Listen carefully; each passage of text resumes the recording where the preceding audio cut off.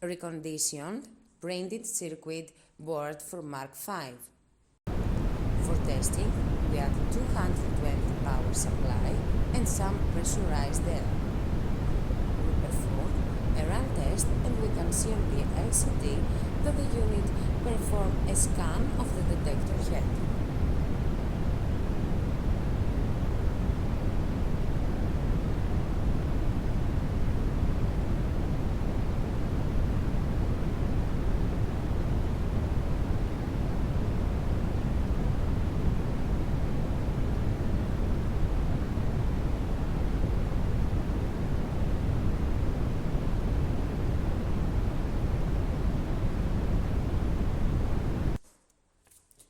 It is now clear that the reconditioned printed circuit board is working successfully and it is ready to be delivered to the customer.